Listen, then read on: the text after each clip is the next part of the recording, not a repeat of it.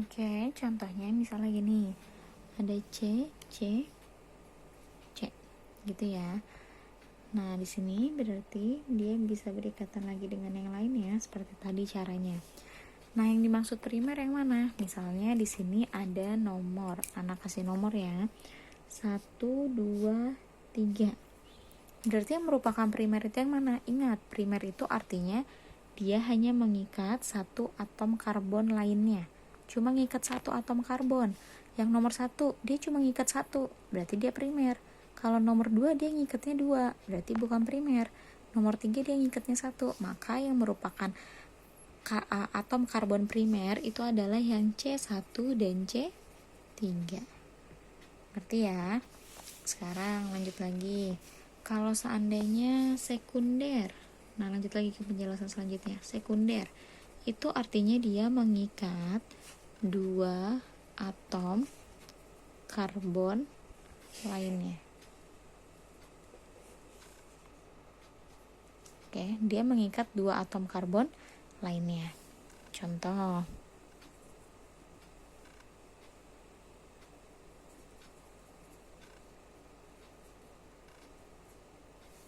kita kasih nomor lagi. 1, 2, 3. Ingat dia ngikatnya 3 atom karbon, dua atom karbon lainnya. Yang ini cuma ngikat 1. Yang C2 ini dia ngikatnya 2, sedangkan C3 hanya ngikat 1, maka yang merupakan atom karbon sekunder adalah C2. Paham ya? Lanjut lagi yang ketiga, atom karbon tersier. Tersier itu artinya dia mengikat 3 atom karbon lainnya. Oke, misal contoh. Tersier contohnya oke.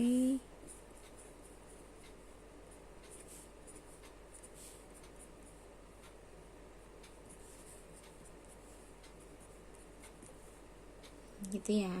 Misalnya ada contoh seperti ini. Kita beri nomor lagi. 1, 2, 3, 4, 5. Itu nomornya. Sekarang yang merupakan tersier yang mana? Ingat, tersier itu ngikatnya 3 atom karbon. Berarti C1 dia ngikatnya 1, bukan ya? C2 dia ngikatnya juga 1. C3 dia ngikatnya 1, 2, 3. Nih C3 gini. Lihat, dia ngikatnya ke atas, kanan dan kiri. Berarti 3 atom karbon. C4 cuma ngikat 2, C5 cuma ngikat 1. Berarti yang merupakan atom karbon tersier adalah C3. Ngerti ya? Yang terakhir, kuartener. Kuartener artinya dia mengikat 4 atom karbon lainnya. Contoh,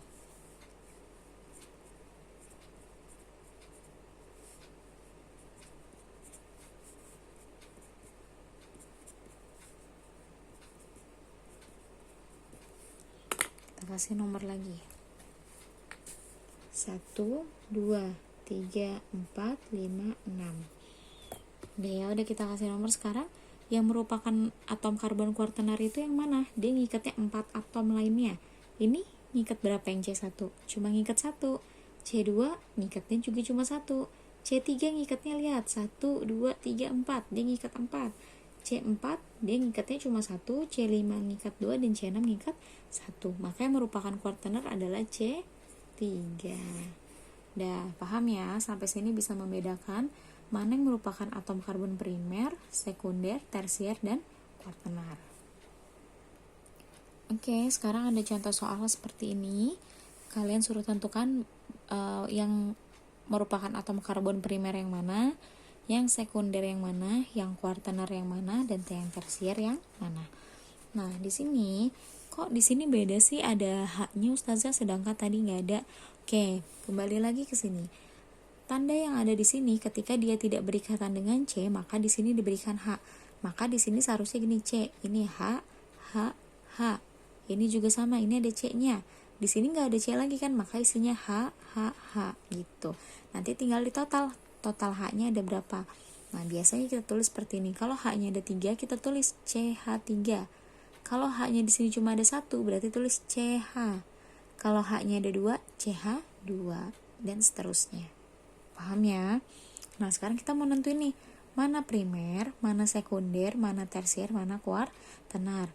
Kalau misalnya dia primer, artinya dia mengikat satu atom karbon. Kita cari yang ngikatnya cuma satu atom karbon.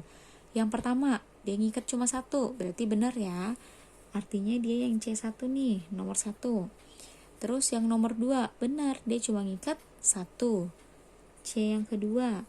Nomor 3, dia ngikatnya berapa? Ngikatnya 1, 2, 3, 4. Dia ngikat 4 atom karbon lainnya, artinya dia kuartenar. Yang keempat, dia mengikat 1, artinya dia primer.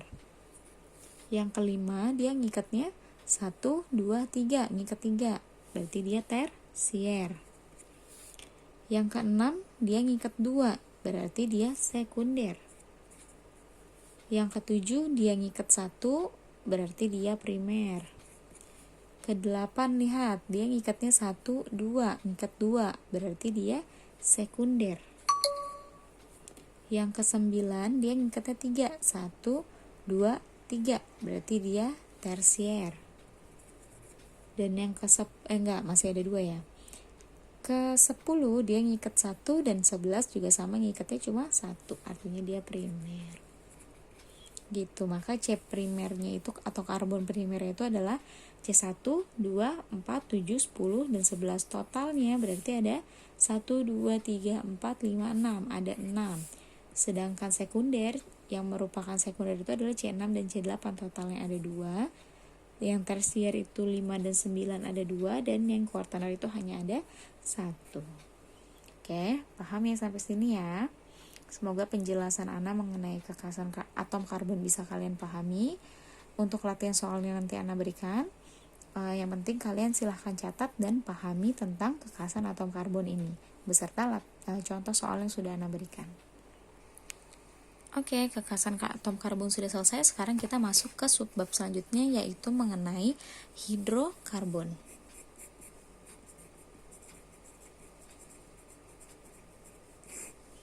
Oke, mengenai hidrokarbon ya. Hidrokarbon terdiri dari hidrogen dan karbon. Pasti senyawanya hanya ini, si hidrokarbon.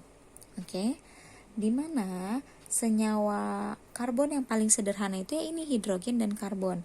Yang paling sederhana itu namanya metana.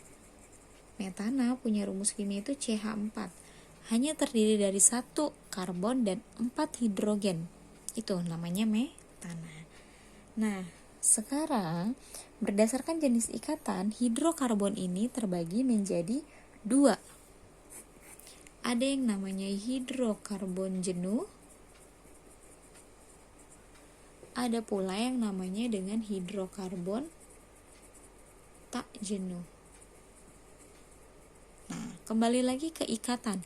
Ikatan itu ada 3, ada tunggal, rangkap 2, dan rangkap 3. Hidrokarbon jenuh ini biasanya adalah si C yang ikatannya itu adalah ikatan tunggal. Sedangkan hidrokarbon tak jenuh itu adalah si karbon yang berikatan dengan lain, tapi ikatannya itu adalah ikatan rangkap 2 atau ikatan rangkap 3. 2 dan 3. Paham ya? Nah, ikatan tunggal